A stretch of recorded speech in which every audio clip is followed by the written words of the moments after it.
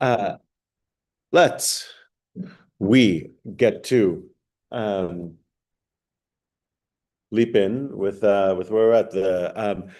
It's Torah that we're going to study, which won't be all the time, but it is Torah. But this is Torah study. So the bracha for such is Baruch atah Adonai Eloheinu melech haolam asher kidshanu mitzvotav v'tzivanu asok divrei Torah. All right. The with Torah, literal Torah, of the five books, Mr. Kirsch, our author, is one and done. Yep. Uh, which is appropriate for that it's focus on the relationship with books, and Torah is, as I'm fond of saying, the first word, and rarely, if ever, the last word. So yes. Excuse me, I wasn't here Stephen. last week because I was out of state. My name is Stephen Handel. I live here in Bridgewater and it's nice to meet you. Awesome. Well, The, then we should the other just- thing the other thing we asked, I asked for your name, and if you could add one mitzvah or subtract one mitzvah to the 613. Unfortunately, you're the only one doing it, so we. Okay, all right, I'll do it. I listened to the video, but I liked the one who said, honor your children.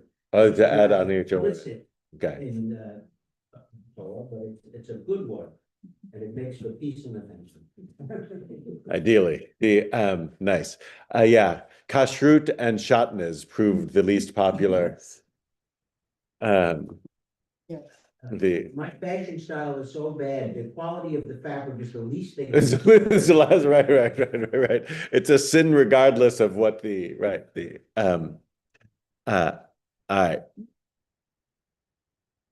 Oh, Beth was on, but you introduce everyone going around, right? Yeah, we're not. Wow, that's dedication to the craft. well worth it. He's a great thief. No, I know, it's just, nobody's, we haven't used anything. Thank you for being here, Beth. We get to start out. So we can start out with I'm guessing talking to people, they said they read. So even if you're one chapter in, I would like my goal is to go a chapter a week, taking next week off. It's Thanksgiving. You don't want to come to me because we don't eat meat. So you'd be happier somewhere else. But like so next week, independent study, 2 weeks will return. I can just ask people, some people said that they had questions, that this brought a lot of questions for them. So I can start with that. If you have questions that were brought up by this, I'm happy to address them. Stephen. For that, student dessert is really good. Right, yeah, exactly. Yeah. That's the advantage is What time is do it- you- right. Are we gonna hit dessert? Third quarter. That Moses only got to see the promised land from a mountain in Jordan. Why? Why does he only get to see it from there? And then God hasn't died. Right. He does. So this is like the key thing of all of this, and like sort of as a proper theme, is that the ending tells you something of what the themes are, like how a movie or a book ends tells you something about what they were trying to tell you through the movie often. So one, he doesn't make it in is the key fact, right? And if you're reading through the Torah in the book of Numbers, it tells you that Moses doesn't make it into the land because he strikes a rock. God says, speak to the twice. God says, speak to the rock, bring water out of it. Moses and Aaron yell like, you rebels, should we get water for you out of this rock? And he hits it twice. So God said, speak, and he hits it twice. He yells at it when he does it. God says, because you didn't keep faith with me, I'm keeping you out of the land. Which is, again, it's a tricky situation because in Exodus there was a parallel scene where God says, hit the rock and water will come out. So Moses already has muscle memory on doing this thing. And there's a change in instruction that he didn't catch. God says he did it wrong. Whether or not keeping faith is striking the rock or yelling at the people, you rebels. Not clear. Maybe you want. Maybe wrong. And then not kept out for that reason. That is not cited.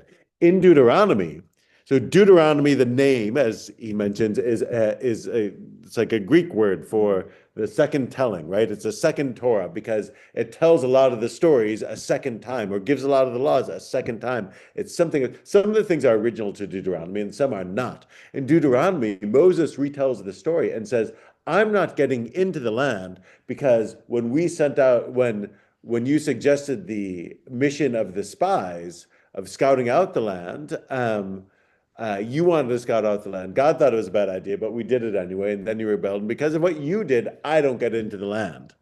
So in Deuteronomy, Moses gives the reason he doesn't get in the land, and it's a different reason than the one we got in before. So why doesn't Moses get in the land? We got two different versions of the story, which is not within the Torah itself. We have two different versions. Moses seems to be under the impression it's because of the incident of the spies. The Torah earlier says it's because of the rock thing. Both of them seem not really good enough reasons, which is why there's a whole literature around it. But yeah. And Moses frequently will ask, let me in, let me in, let me in. God says no. Finally, at the end, Moses seems to be at peace with the fact that he's not getting in. There was something, I don't know whether it was in this book or in previous books, but it said something that Moses had made a snake. Yes. That the people worshipped. Yes. That's in Numbers. That's in Bamidbar. In the book of Numbers, there's a great scene of that the people come at, that there's a plague going around the camp. And Moses stops the plague by fashioning a bronze serpent around his staff. When he holds that up, the people are healed. But which is where the medical, yeah. But can that be a reason? Well, he does it. He's not punished for that. That's like so that seems to be fine. I mean, God's zapping down healing through the snake, presumably. So it seems to be all okay. I mean, I wouldn't recommend it. I have a question. Nobody's worshiping it. Though later on in the book of Kings, it says that I think it's in Kings, it might be Samuel, I think it's Kings, that the people began worshiping it and that the later kings destroyed it because people began worshiping it. So, which is a great moment of like how strong the anti-idolatry goes. One, the people started worshiping it. Two, they have something that Moses made. Moses, and this is like 800 years later. So Moses is, legendary status. And they're like, we're putting it in the trash. If you guys can't handle it. So yeah, Nehushtan is its name. So if you ever, anyway, yeah, sorry, Stephen. And what's been taught, the reason why the tribes wanted for 40 years was so that the people who eventually got to Canaan, with the next generation who had never experienced slavery, and didn't have that frightened, subservient personality. And Moses also was stopped because he had seen and experienced slavery. This way, the people who went in only knew freedom from their freedoms. Had seen slavery though, hadn't experienced slavery because he had to pass out of it for it. So that was part of the same. Right, but yes, he alone was the person who had been of age who would have made it wire to wire across, but doesn't. It was also mentioned that had he brought the people into the land of Israel and been the first one, that he would have built and created too great a temple. That's thrown in there, right? Yeah, which is, I mean, already that's like Vilna Gaon, so you're like in the 18th century, right? That's somebody who's living at the same time as a Ken Burns documentary, right? Like sort of like like, so it feels long ago in American terms, but recent in Jewish terms. Yes, that's a great, deep and spiritual explanation. I might, uh, Moses would have been built such a wonderful temple that could never have been destroyed, might be, yeah, doesn't work for me. I like it. It's cute, but it doesn't work for me. Um, uh, Others that questions that came out of this. Otherwise, we're leaving them. So, a quick couple of things. One, by way of summary of what went on here. He's treating the book as a book rather than as a divine document given. Right? There are two ways of treating Torah. One, this was dictated to Moses by God, and the exact and we have an exact copy of it here in front behind us. Or that it is a human creation, right? And he starts with the with this scene of that is brought out near the end of the Book of Kings of King Josiah, having the scroll of a scroll of Moses found in the temple, and when it's handed to him, he rends his garments and mourns. I can't believe this happened. This is we haven't been doing all the stuff that this scroll commands us, and they change and they get rid of all the idols that people had been worshiping, and so on and so forth. So this scholars assume is Deuteronomy. That is what was found in that scroll, because all the reforms that Josiah does maps on nicely with what's in Deuteronomy, right? So if there was some, and I don't know, they sort of like, really, you would have lost like a scroll of Moses for hundreds of years, He finally dusted in the corner of right in the corner, right? That right the Can I make a comment? no, sorry, Gail. Yeah, I had cut you off before. Why Moses didn't get into the promised land. But I always wondered, especially after Yom Kippur, when everybody's supposed to do teshuvah and be forgiven, why doesn't God forgive Moses and allow him to go into the promised land? That whole issue of being forgiven. So you could say that he's forgiven for a number of things, just not this. That he gets forgiven for any other sins that he commits along the way. This one is too great. The one that resonates with me, not the temple one, or not that it's just that he wouldn't have been up to the job. That this would have been, it's the Willie Mays on the Mets is the thing that people around here tend to understand. Sort of every so often you see somebody who was great, but hung around a little bit too long, and it's just not this. And they're sort of are staining their otherwise perfect record. So there could be an aspect of this that God was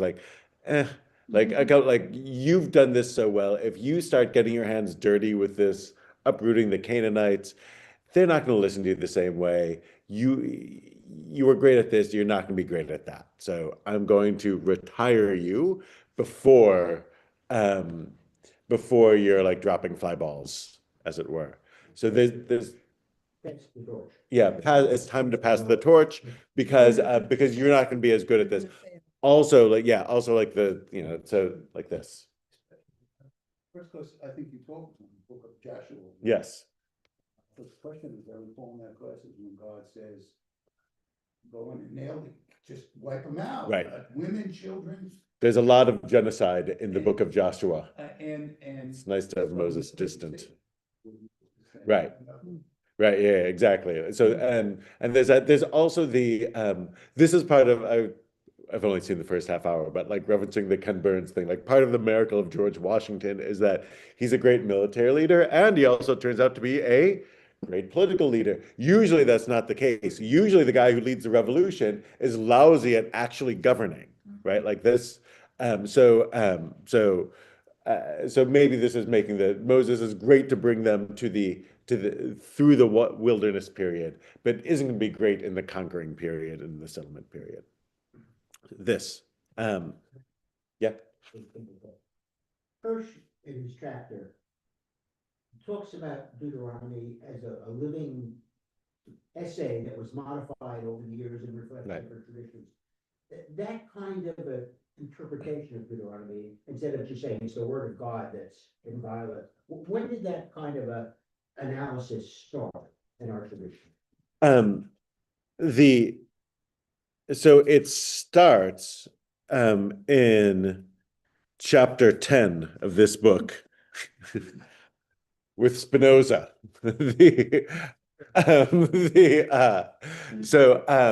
Though that's not so much of our tradition, meaning so questioning the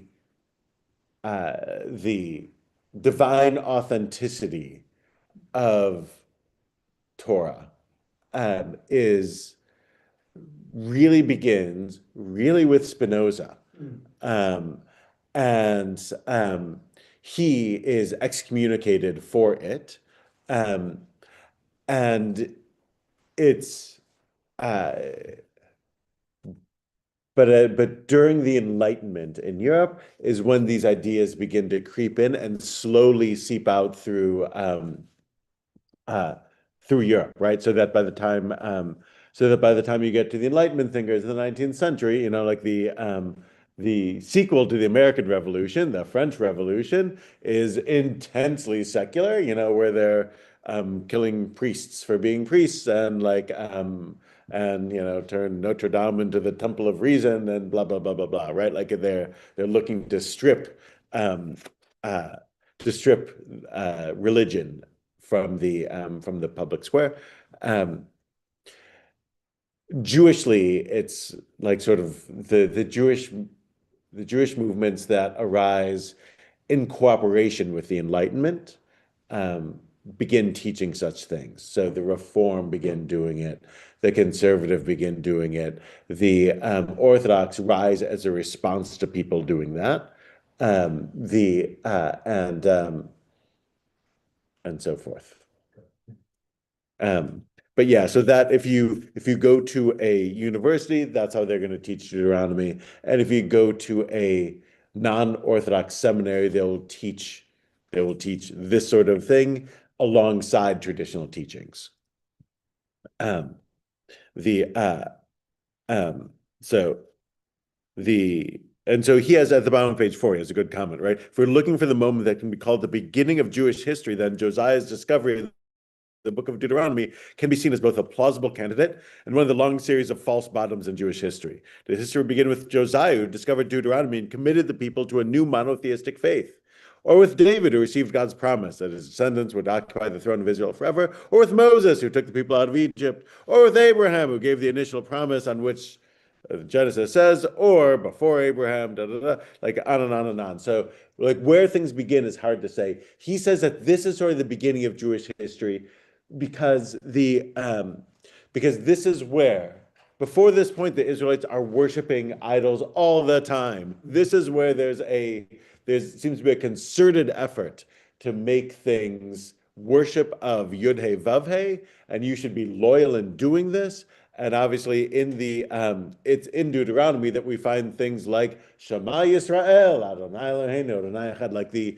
rhetoric of Deuteronomy is often stirring and memorable, and and when you read through Deuteronomy, he mentions that it often shows up even in translations. It's a totally different style of writing and much more philosophical and much more much more inspiring than much of the rest of the Torah. You feel that it's different, and later. Yeah. They go over the Torah, they show that they show that there's 4 writers of the Torah, like the way that they write.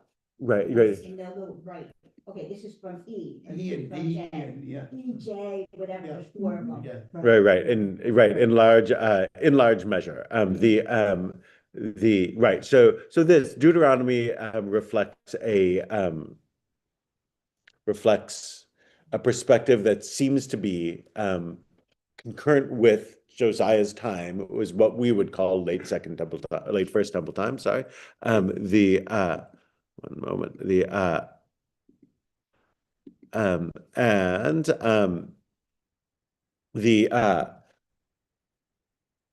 And speaks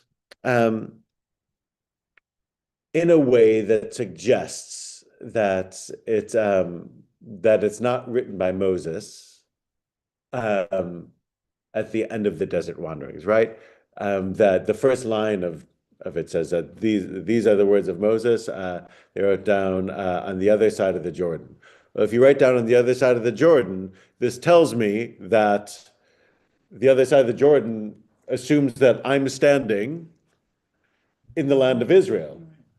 Because Moses on the other side of the Jordan would say he's on this side of the Jordan, right? I mean, you could say that, oh, he's writing for his audience and he knows, but like by definition, like the speaker is writing in the land of Israel. So, which is a perspective that Moses wouldn't have had because Moses never gets to the other side of the Jordan, right? Like, so this, so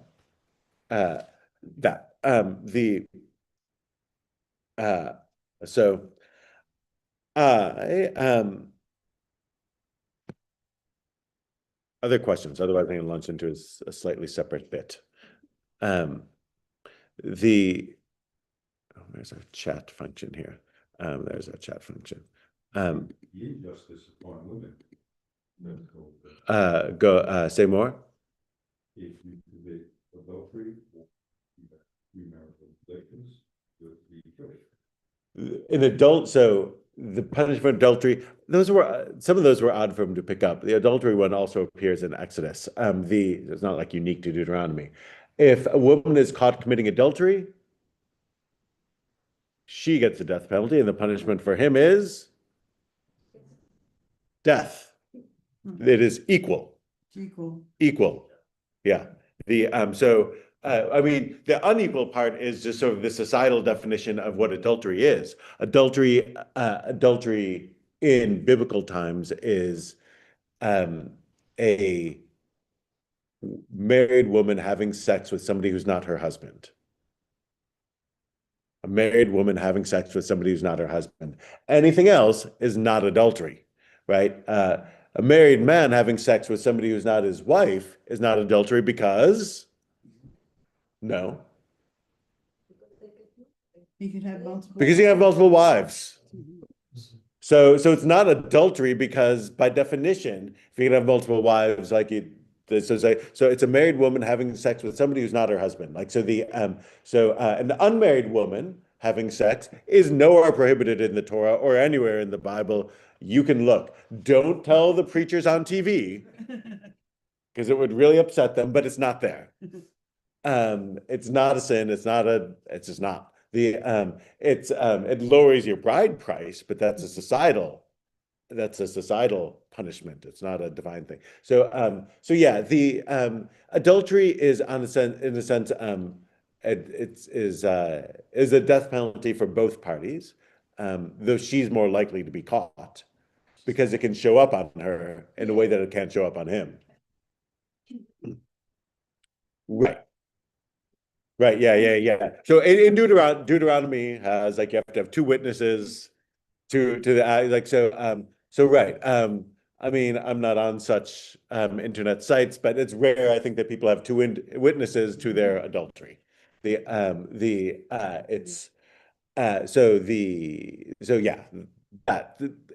that it's there to discourage the act and to say we take this seriously and offer you the death penalty, as opposed to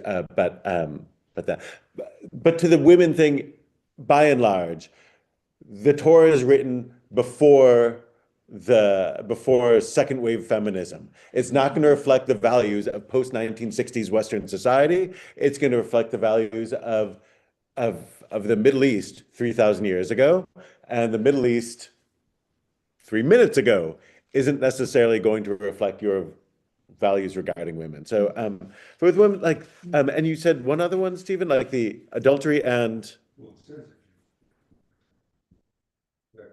that's also that. if she was promised as a virgin, if she is promised as, it's not death for, it's Detail here in the middle of What page? 16. the if she's promised as a non-virgin in her marriage contract, um,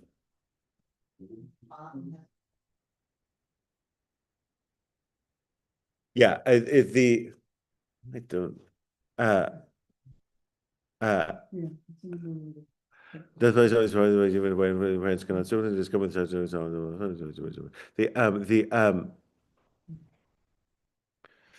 a married woman who commits adultery, which again, only a married woman can do. An unmarried woman cannot commit adultery by definition, right?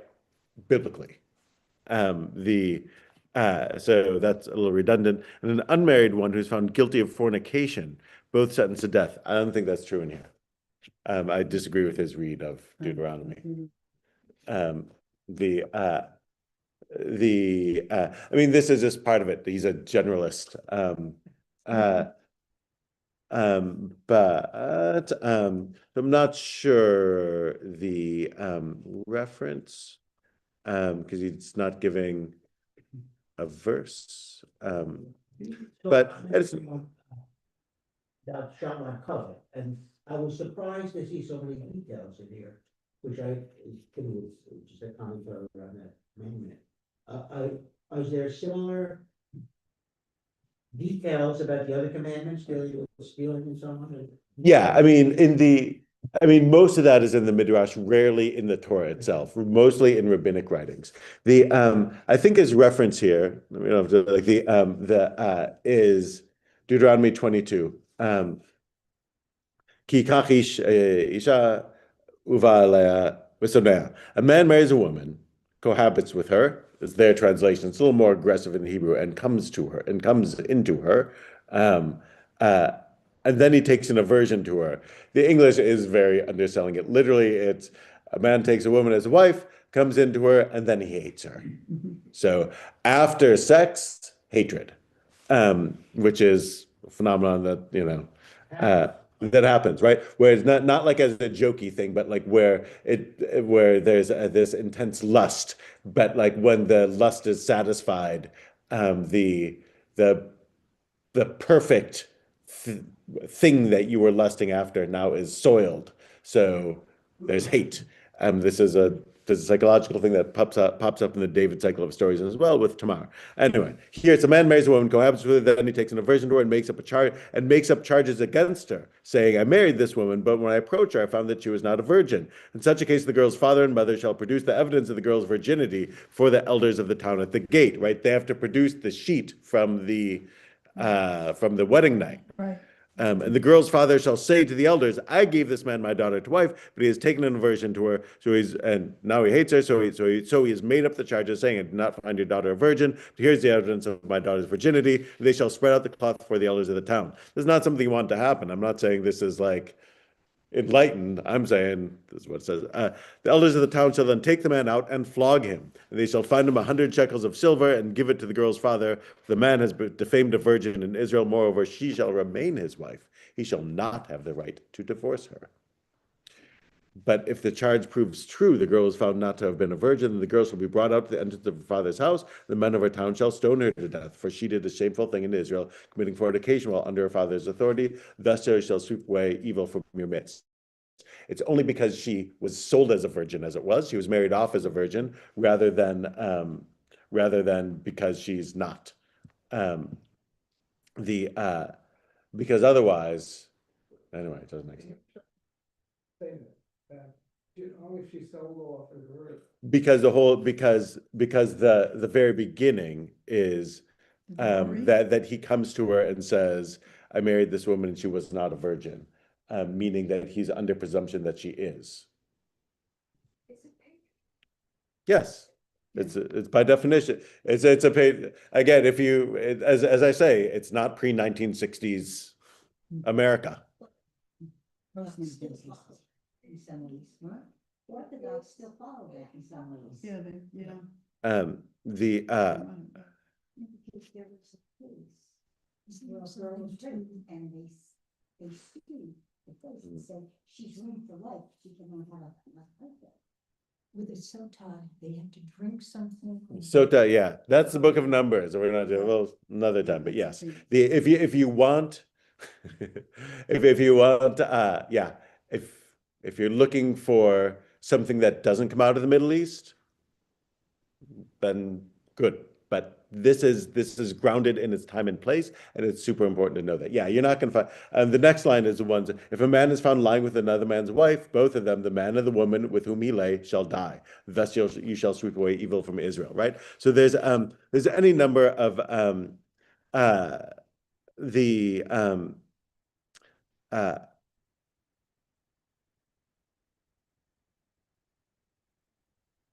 there is so there's lots of laws sort of like rapid fire in here. They're not no, he's not a feminist. They kind of carried over to present day, but essentially up to almost present day, in that in New Jersey, until American Building Act or Criminal Code in the 1980s, you needed a witness to prove rape in a criminal case. Right. How do you find a witness? Whereas, right, exactly. Whereas here, by the way, like in the section just following what I did, like the what I read, like the it says that if a woman claims rape in a city, and there are no witnesses, she is not believed. If she claims rape in the country, she is believed. Because they couldn't hear her. On the assumption, right? So again, I know you don't have to like give me like all the reasons why this isn't the proper law to have today, but if you want to be 3,000 years ago, and they assume that she has a way of warning or a way of having a witness some way or the other, of somebody walking in, somebody walking out, of a scream, of a sound of a struggle, something like this, that will be able to help prove her case. And in the field, the assumption is she's telling the truth because the default position is she's telling the truth because there's no other way to determine this. So anyway, so I feel like on some level, it's not again, it's not supposed to reflect Western values of the last 50 years. It's supposed to be of its time, but there's a whole host of different perspectives in it. Let's look at a bit of that will help unpack Deuteronomy for us. I want to look at this. The first part I lifted from somebody. Think about, you can give an answer if you want. What does it mean if you say that the Torah is about what? Or the story of the Torah is, the meaning of the Torah is, like, what is it?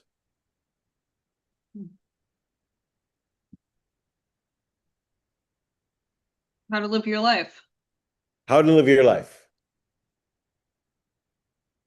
This is why we know to stone adulterers.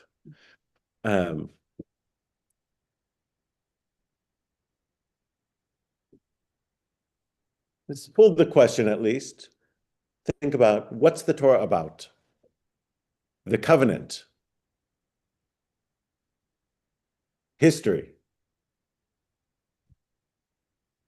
All standing at Sinai. Established ethical principle. The holiness as some establishes principles that we should follow our life. Right, having guidelines for life. All right.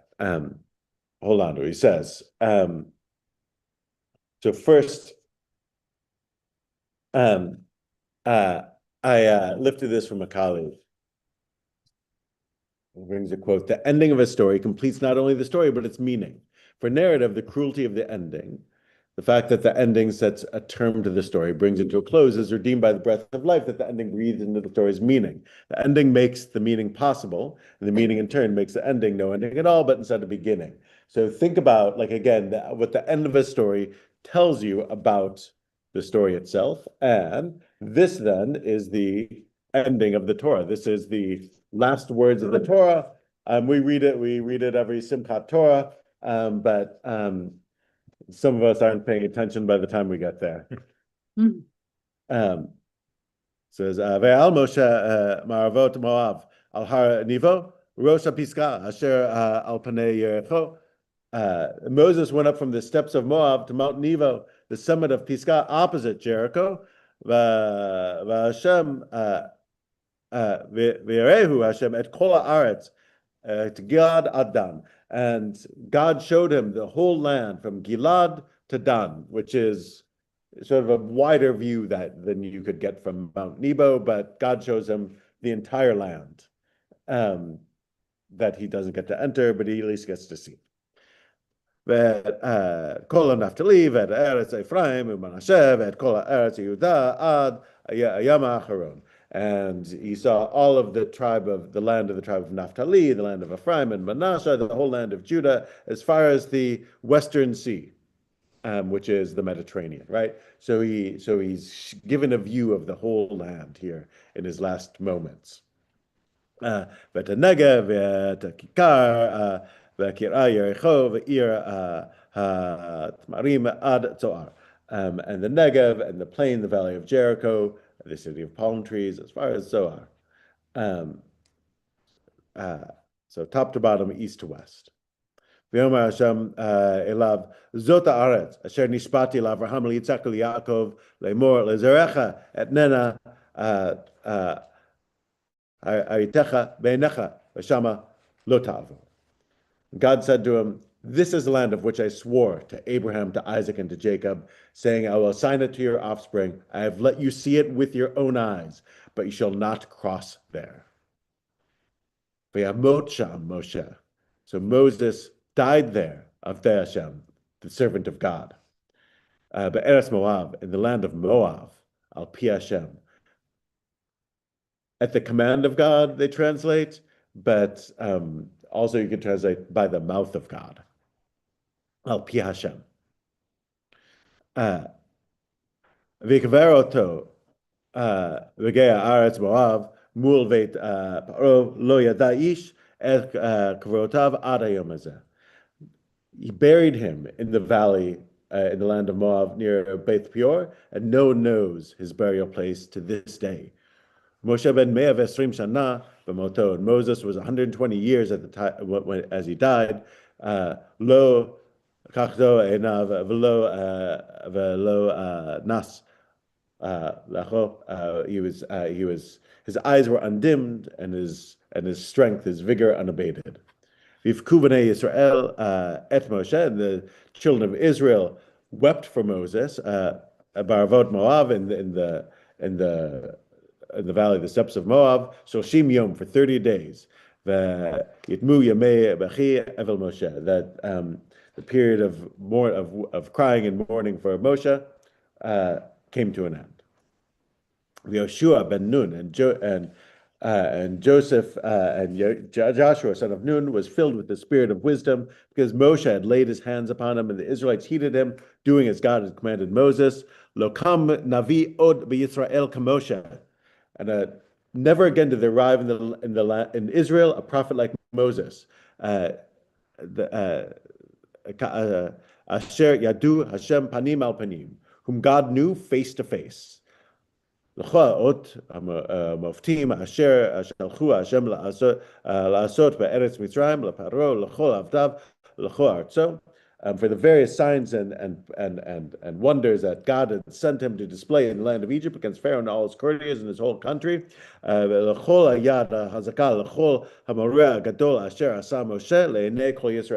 all the great might and awesome power that Moshe displayed before all of Israel, period, end of Torah. So, if the end is telling us something about what it's all about, if you see it through that lens, what does the end of Deuteronomy think the Torah is all about? Faith in God. This guy named Moses, biography. Right, that it's about Moses in a sense. It could be that it's about Moses. The promised land, the land figure is prominent. They spent a lot, the land and like sort of like even the borders of the land, right? Like Dan in the north, that's more or less where so on the edge of the Golan, we're near the border with Lebanon. From Dan in the north to the Negev in the south, to the sea, to Jericho, like sort of like we're given like, and sort of all these spots in between, like so he gets to see the land,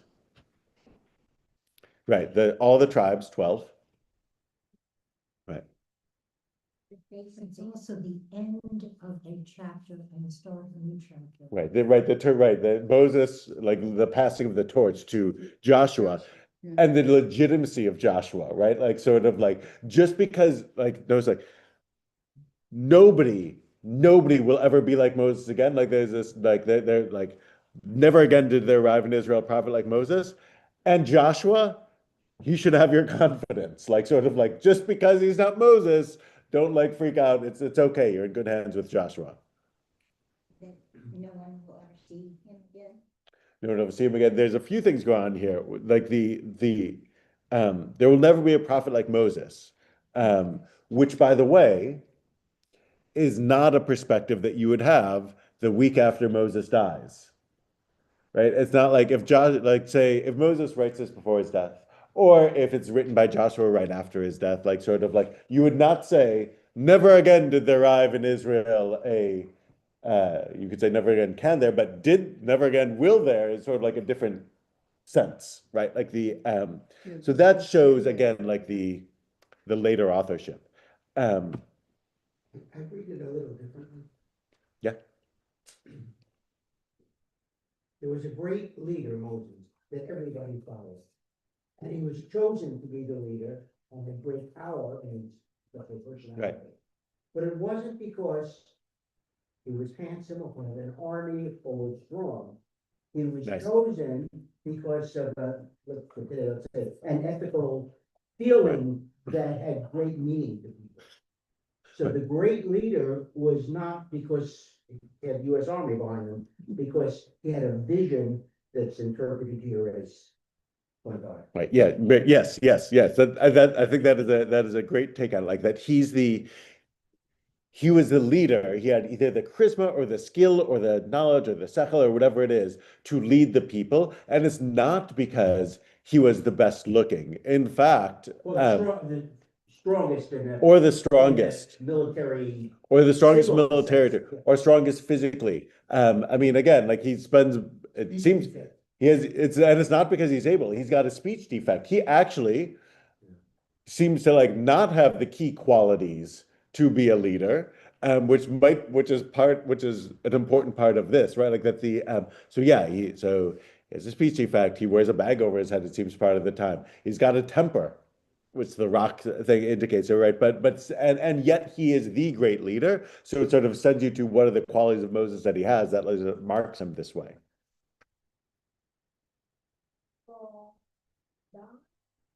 That's what yeah. What it says, God face to face. Yep.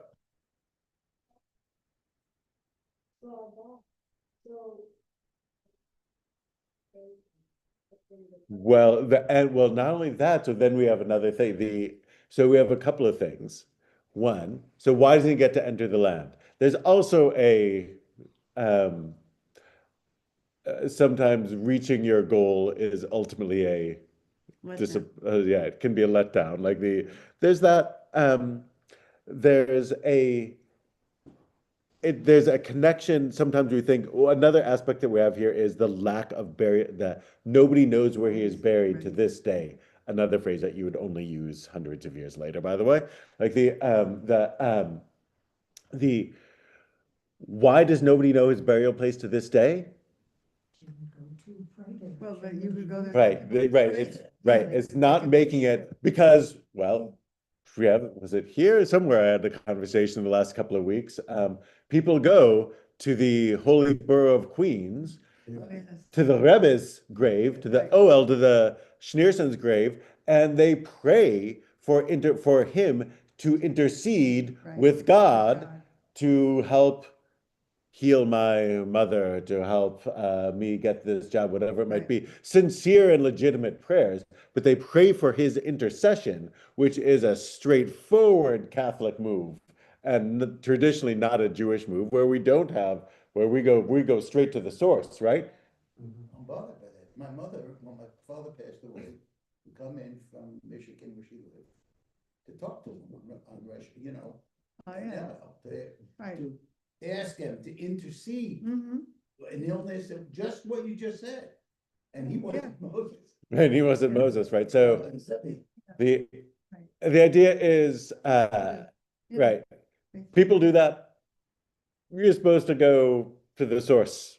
Though it's all of it is growing out of an Ashkenazi Eastern European Jewry as sort of a superstition where this stuff crept in over the years. That's part of the development towards the first word, not the last. But the lack of a gravesite for Moses is so people don't turn it into a pilgrimage site, so people don't turn it into a holy site, so he doesn't become Jesus, and he doesn't even become Muhammad, right? Like if you draw a cartoon mocking Muhammad, what happens to you? And if you make a movie mocking Moses where he says, I have these 10 commandments. Every Jews love you. They'll give you awards. They'll give you dinners. They'll give you a lifetime achievement, this and that.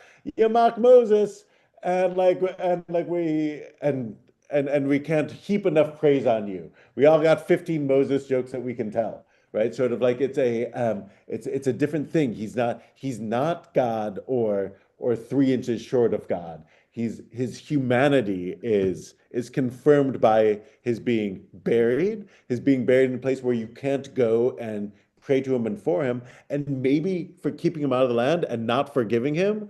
To Gail's point, like sort of like maybe that is also part of it. Like sort of like not only is he human, but he's not perfect, and don't imagine he's perfect. He did something that was worthy of punishment, and this is what keeps him from being deified, or in the case of Muhammad, where he's like not a deity, but like it's like an inch away. 2 things. First of all, Jews still go to Rachel's tomb. To Rachel's, exactly. To pray Yep. for children. To Rachel's tomb, to Maimonides has a tomb in Tiberias that's not anywhere Maimonides actually, would have been buried because he died in Egypt. That one, it's one that I like that they put his body, he wanted to bury him in Israel. They put his body on a donkey that independently walked to the land of Israel, and they can go to Tiberias and go to Maimonides' grave. I've got my doubts. Right, Rachel's grave and Avli Machpelah, which is where, apropos Jews and Muslims, where there's, intense battles in Hebron. Like I think all of it is to Moses is great and human. He was not perfect. He had many, many faults. Yet he was the man for the time to take care of what had to be taken care of. His job was done. Right. And like you said, Joshua was the one that. Right. And this speaks to and as you said, covenant is the point. The covenant is covenant, which is the vehicle for the ethics and all, and how to live and all this sort of thing. Like then the idea is, I think that can come to the fore, that it's not about a person, but it's about the journey that they were making, and again, like what God taught. We're not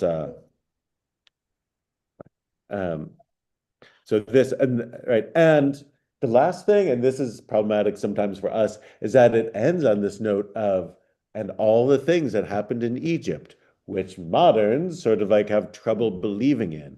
But it's that Kirsch makes the point that that most religions ask you to believe in in some most religious creeds, as bottom of 12, are metaphysical, a series of propositions about God and the universe that believers must accept. Deuteronomy, however, offers a historical creed, a declaration of faith in the truth of a historical event. By repeating this formula, Jews attempt to dissolve all the time that has passed between now and the Exodus, to negate belatedness, to make the past and present two faces of a single moment, right? That you are, which is, we always say, in every the Seder, the central moment, in every generation, each individual is obligated to see as if they themselves went out from Egypt. This isn't something that happened to them. This is something that happened to me, which Moses does all the time in Deuteronomy. When you left Egypt, the whole point of the people he's talking to is that it's not the you, it's their children. But this. So in that, believing that God is the one that saves, that frees slaves and strikes down pharaohs, knowing the importance of and the humanity of Moshe,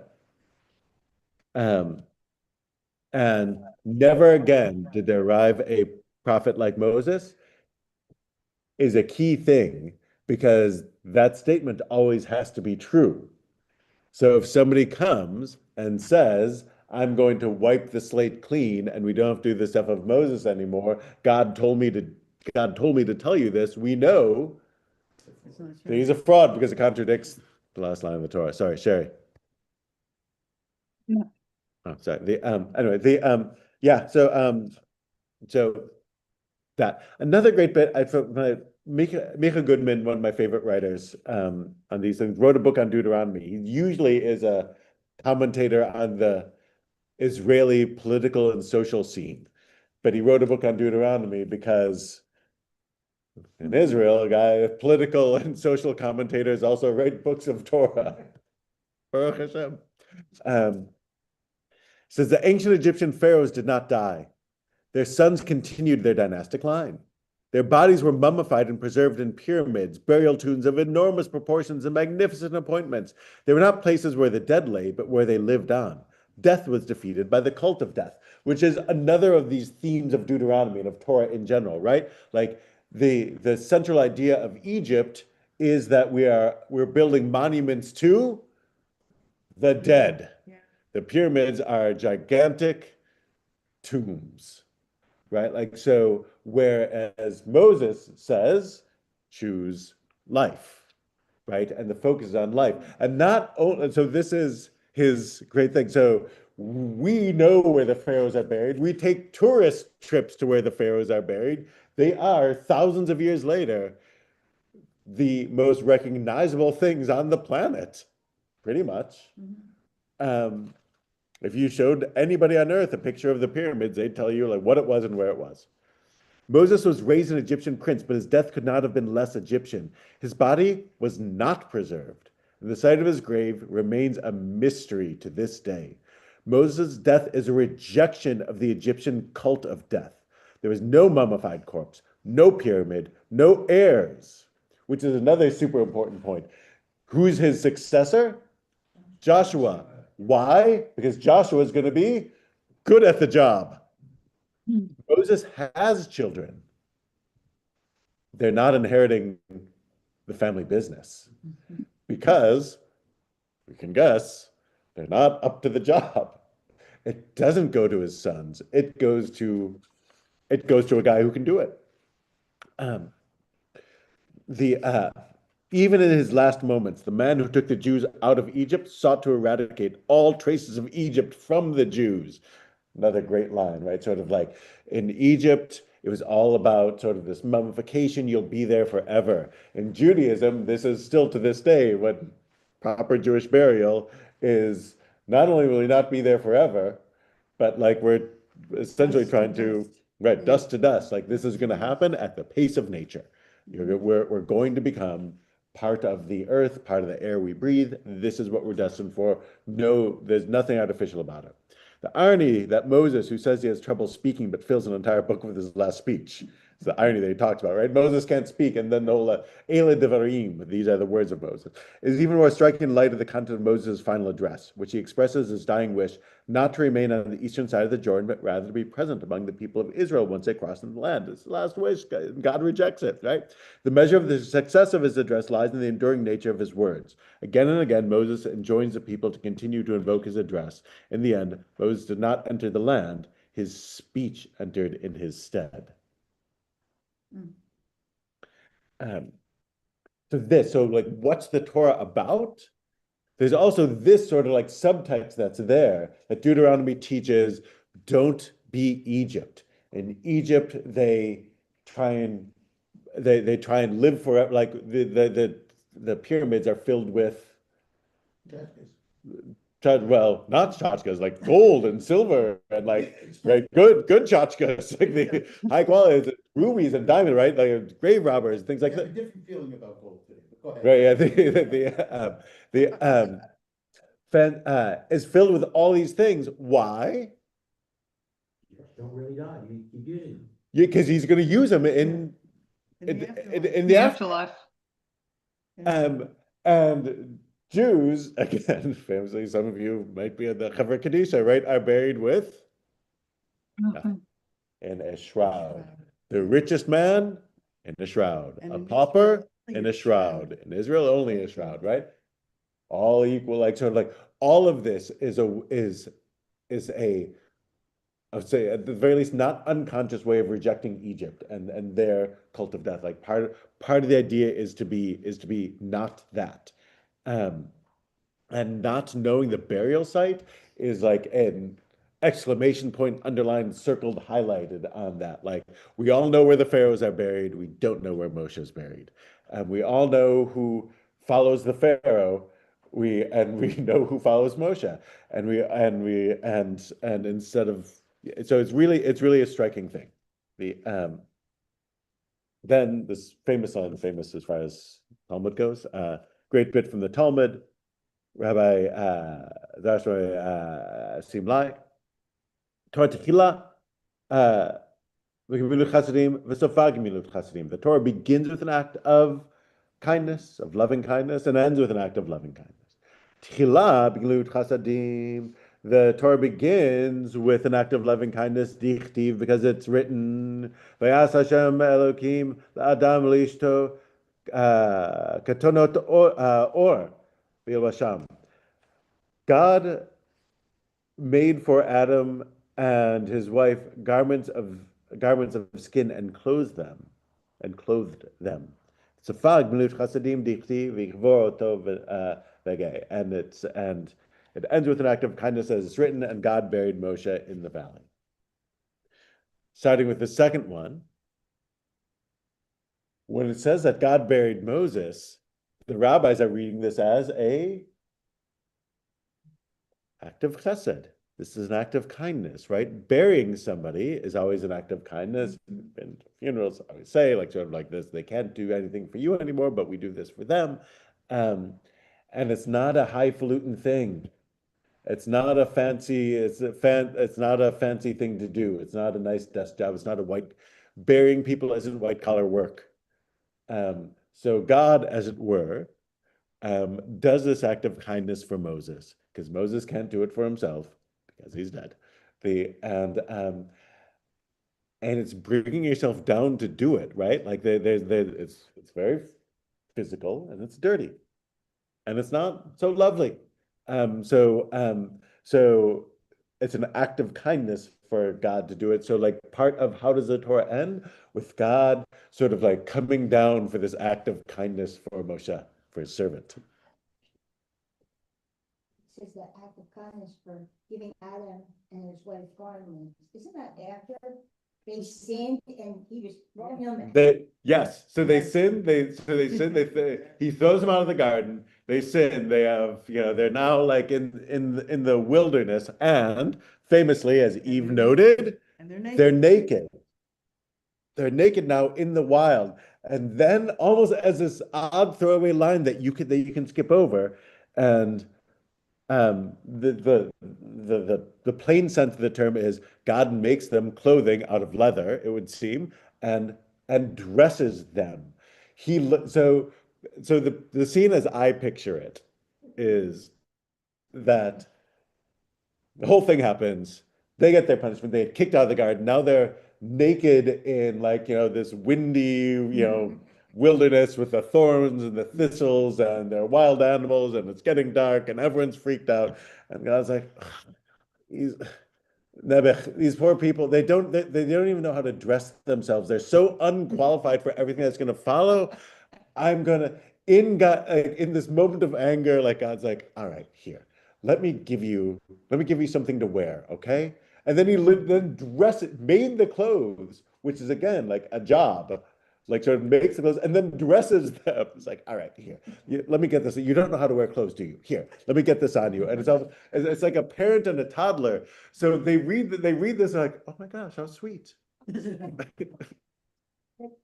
That was part of the part was that they became modest and before it was okay to be naked. Right, in the garden is right. Part of the punishment, now, you shouldn't be like. Right, yeah, so it is that. I mean, also on a philosophical, in the garden, they're like toddlers, right? Like when a toddler walks around naked, no one cares, right? If one of us walked around naked, we would care. Right, sort of like it's a different, like in the garden, they're sort of like it's not sexualized in any way, but afterwards it is. So like there's that as well. It does say it made them garments of skin. It made them made some garments of skin, which so Ibn Ezra on the Torah. So as we said, throw this in. Some say that Adam and Eve originally consisted of bone and flesh, and now God now covered them with skin, which would change all the paintings. That they're just sort of like this, like scientific, Skeletons. right? Yeah, yes. What's this Well, going- meaning this, it's the same thing.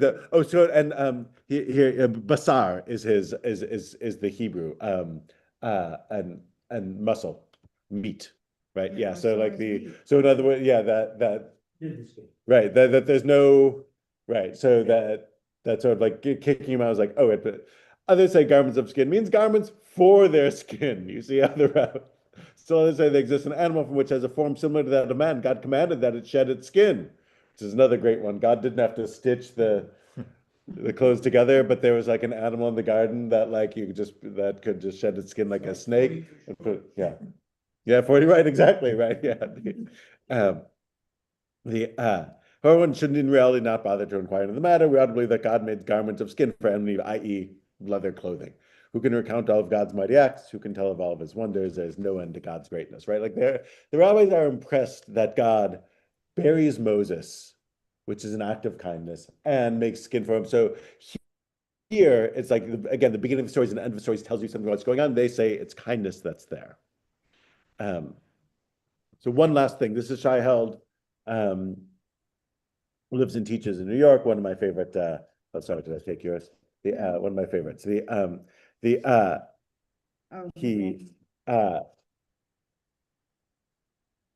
writes, strikingly, say the Talmudic sages, the Torah begins and ends with precisely the same way. This crucial fact, I would suggest, teaches what the Torah is really about and what it is ultimately for. At some deep level, then, what Torah is about is walking in God's ways, which the sages understand to mean living a life of loving kindness. Walking in God's ways is a two-pronged obligation. We are obligated to cultivate certain character traits like compassion and mercy, and to engage in concrete acts of kindness like clothing the naked, visiting the sick, comforting the mourners, and burying the dead. Implicit in this remarkable statement is a spiritual litmus test. If we study Torah and it does not make us kinder and more able to be present in the face of sorrow and loss, then it is not Torah that we have learned. Perhaps it's Jewish culture or academic Jewish studies, but it's not Torah. Torah leads to love, the Midrash implies, or it is not Torah at all. It's lovely. This is why I love Shai Held. It's the best. He does this all the time. So this, like that. And again, you could read it differently. You could read it the exact opposite. You could say, well, the Torah begins with God kicking Adam and Eve out of the garden and ends with him not allowing Moses into the land. And what's supposed to teach us is cruelty and never forgive. But that's not what the tradition does. It says, no. It begins with dressing people who are cold. Coat drive this Sunday. And Thank you. welcome. Yeah. And it ends with kindness towards the dead, join the Haver Kadisha, right? Like, so like that this is who you're supposed to be. So there's like what the book is and also how it's read. And this is part of, and this is like how it's read, that we read it as ending with this act of kindness and setting this tone of not falling into the trap of Egypt, but starting a new way. And that's, of course, why the generation had to change in the wilderness, is to get the Egypt out of them. And it starts where we land. You're right, right. The turkeys and or tofurkeys. You'll send that. Thank you. Oh yeah. You're welcome. Norma had requested a timeline to like help. Right. Very different timelines, if you get the definitive. Right. I'll hunt down a timeline for you. Yep. Wonderful. Yes. It will be there and it'll be the same every week. Yeah.